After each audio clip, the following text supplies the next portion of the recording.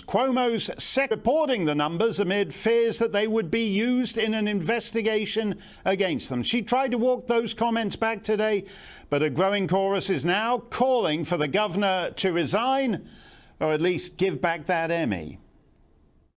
I've called for Governor Cuomo's resignation. I think this is probably going to look like criminal behavior. This is now the cover-up. This has to be investigated. I think actually the governor, just to do a service to New York State, should resign. Do you actually think they're going to... This is basically a story where the Democrats themselves are turning on Cuomo. No Republicans need be involved in this. Do you think his fellow Democrats can actually take this guy out over what he did? Well, clearly they think that this is getting close to the edge of the water here.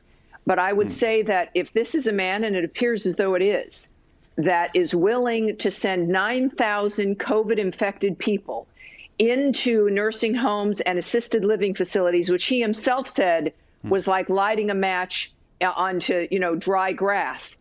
If he's that kind of person, he's not going to care about what anyone else thinks. That's the problem here for New York. Janice Dean, of course, has been a hero in this regard.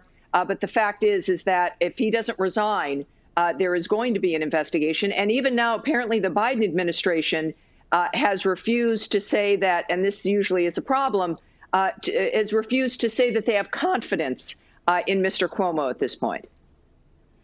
But you nevertheless think he can tough it out on this, Tammy. I think he thinks he can. Yeah. So he's going to try and do it because that's his style, the who cares style. What's interesting to me, if I was like a junior in the old days, whatever it was, 30, 50, 70 years ago, if you were a junior reporter on a New York, Manhattan newspaper or even an Albany newspaper, you would think this is a great opportunity for me. There's a terrific story here.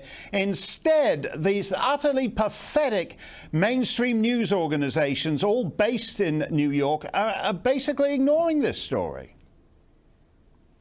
Yeah, there's been one or two local reporters up in Albany who have been working hard trying to get information, but then it just is not forthcoming. You get shunned away, right? You get shushed, you get mocked. You saw how Cuomo mocked even our own Janice Dean. The guy's a jerk, all right? You can be a jerk and actually do a good job at your job. But in this case, the media is complicit. Right? There is no sense of curiosity at all when it seemed to be obvious the nature of what happened. And by the way, if you really feel you need to hide the numbers of deaths to forestall a federal investigation, it tells you that they knew that what had happened was wrong. Look, this is a pandemic.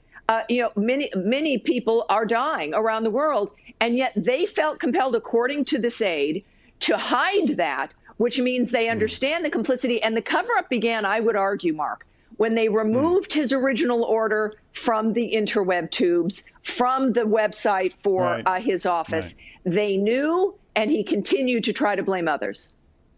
Yeah, and then he basically issued everybody a liability waiver.